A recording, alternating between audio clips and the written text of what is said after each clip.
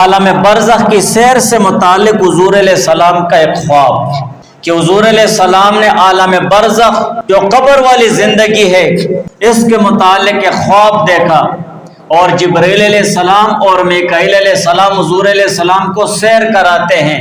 سمرۃ بن جندب رضی اللہ تعالیٰ عنہ سے روایت ہے کہ حضور علیہ السلام کا معمول مبارک یہ تھا جب صبح کی نماز ادا فرماتے، سمرۃ بن جندب رضی اللہ تعالیٰ عنہ فرماتے ہیں جب حضور علیہ السلام صبح کی نماز پڑھ لیتے تو پھر ہماری طرف منہ کر دیتے، تو حضور علیہ السلام فرماتے کہ آج رات تم میں سے کسی نے کوئی خواب دیکھا ہے؟ سمرہ رضی اللہ تعالیٰ عنہ فرماتے ہیں اگر ہم میں سے کسی نے کوئی خواب دیکھا ہوتا تو حضور علیہ السلام کو بیان فرما دیتا کہ یا رسول اللہ میں نے خواب دیکھا ہے۔ حضور علیہ السلام اس کی وہ تعبیر دیتے جو اللہ تعالیٰ الہام فرماتے ہیں۔ تو حضور علیہ السلام نے معمول کے مطابق ایک دن ہم سے پوچھا کہ تم میں سے کسی نے خواب دیکھا ہے؟ تو صحابہ نے عرض کیا کہ ہم نے کوئی خواب نہیں دیکھا ہے۔ تو حضور علیہ السلام نے فرمایا لیکن میں نے ایک خواب دیکھا ہے، دو شخص وہ دونوں میرے پاس آئے، ان دونوں نے میرے دونوں ہاتھوں کو پکڑا، وہ دونوں مجھے پاک سرزمین شام کی طرف لے چلے کہ اچانک ہی میں دیکھتا ہوں کہ ایک شخص بیٹھا ہوا ہے اور ایک شخص کھڑا ہے۔ جو شخص کھڑا ہے اس کے ہاتھ میں لوہے کا ایک آنکڑا ہے، ایک سلاح ہے۔ جو شخص کھڑا ہے اور اس کے ہاتھ میں لوہے کا آنکڑا ہے اور لوہے کی سلاخ ہے، اس بیٹھے ہوئے شخص کے جبڑے میں داخل کرتا ہے، یہاں تک کہ اس کو چیرتے ہوئے یہاں گدی تک پہنچا دیتا ہے، اس کے جبڑے میں ڈالتا ہے یہاں گدی تک پہنچا دیتا ہے، پھر دوسرے جبڑے کے ساتھ اسی طرح کرتا ہے اور اس کی گدی تک پہنچا دیتا ہے۔ پھر اسی طرح حضور علیہ السلام نے فرمایا پھر اس کے بعد اس کا جو ادھر والا جبڑا ہوتا ہے وہ ٹھیک ہو جاتا ہے، درست ہو جاتا ہے، پھر اسی طرح وہ شخص اس کے جبڑے میں وہ لوہا ڈالتا ہے اور اسی طرح اس کی گدی تک پہنچا دیتا ہے۔ حضور علیہ السلام نے فرمایا کہ یہ کیا ہے؟ تو انہوں نے فرمایا آگے چلتے جائیے اور بھی بہت سارے عجائبات دیکھنا ہے۔ یہاں تک کہ ہم چلے گئے، یہاں تک کہ ہم پہنچے ایک ایسے شخص کے پاس جو چت لیٹا ہوا تھا، اور اس لیٹے ہوئے شخص کے پاس ایک شخص کھڑا ہے جس کے پاس بہت بڑا پتھر ہے، چٹان ہے، اس کے ساتھ اس کا سر کچلتا ہے۔ جب وہ کھڑا شخص اس پڑے ہوئے شخص کو مارتا ہے سر پہ، اس کا سر کچل جاتا ہے تو وہ پتھر دور لڑکتا ہوا گر جاتا ہے۔ پھر وہ مارنے والا شخص اس پتھر کو لینے کے لیے اس کی طرف چلا جاتا ہے، وہ شخص اس پتھر کے پاس نہیں پہنچا ہوتا ہے، یعنی وہ اس پتھر سے واپس نہیں لوٹا ہوتا ہے یہاں تک کہ اس شخص کا سر پھر درست ہو جاتا ہے اور اپنی حالت پر ہو جاتا ہے، پھر وہ اس کو مارتا ہے، اسی طرح اس کا سر کو چلتا ہے۔ فقط حضور علیہ السلام نے فرمایا یہ کیا ہے؟ تو ان دونوں فرشتوں نے فرمایا آگے چلتے جاؤ اور بھی عجائبات دیکھنا ہے۔ ہم چلتے گئے آگے، یہاں تک کہ ہم پہنچے الی ثقب، ایک گھڑے کے پاس جو تنور کی طرح تھا، اوپر والا حصہ اس کا تنگ تھا اور نیچے والا حصہ اس کا کھلا تھا، اس کے اندر آگ بھڑک رہی تھی۔ اس کے اندر جو لوگ تھے جب آگ بہت زیادہ بھڑک جاتی ارتفعوا، جب آگ بھڑکنے کے ساتھ اس کے شعلے اوپر اٹھتے تو یہ لوگ بھی اس کے ساتھ اوپر ہو جاتے، یہاں تک کہ یہ لوگ اس تندور سے نکل جاتے، اور جب آگ تھوڑی کم ہو جاتی تو یہ پھر اپنی جگہ واپس چلے جاتے۔ اس میں ننگے مرد اور عورتیں تھیں۔ پھر حضور علیہ السلام نے فرمایا کہ یہ کیا ہے؟ تو دونوں فرشتوں نے عرض کیا آگے چلتے جائیے۔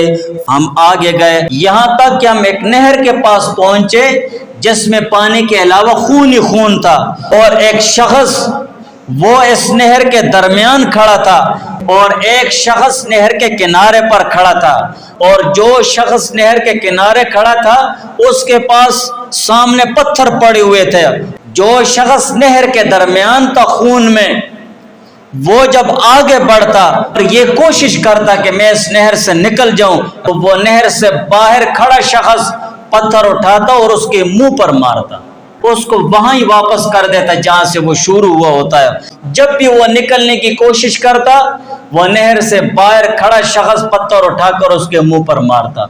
जब भी निकलने की कोशिश करता, वो शख्स पत्थर उठाकर उसके मुंह पर मारता है। तो हुजूर अलैहिस्सलाम ने फरमाया ये क्या है? तो दोनों फरिश्तों ने अर्ज किया इन तलिक, आगे चलते जाइए, और भी अजायबात देखना है। तो हुजूर अलैहिस्सलाम ने फरमाया हम आगे गए, यहाँ तक कि हम सरसब्ज शादाब बाग में पहुंचे। खूबसूरत सरसब्ज शादाब बाग है, और उस सरसब्ज शादाब बाग में एक बहुत बड़ा दरख्त है, बहुत बड़ा, और उसकी जड़ में एक ज़ईफ़ुल उम्र शख्स बैठा हुआ है, वह सिबियान, और इसी तरह उसके कुछ बच्चे बैठे हुए हैं। और एक शख्स दरख्त के करीब है, उसके सामने आग भड़क रही है और वो उसको और भी भड़का रहा है। उसके सामने आग भड़क रही है, आग जल रही है, वो उसको और भी भड़का रहा है।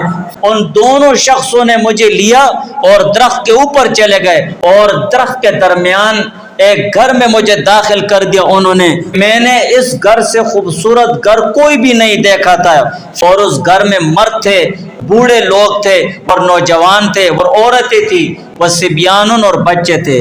फिर उन दोनों शख्सों ने मुझे उस घर से निकाला, और फिर मुझे उस घर से भी ऊपर एक और घर पर ले गए, दरख्त के ऊपर था।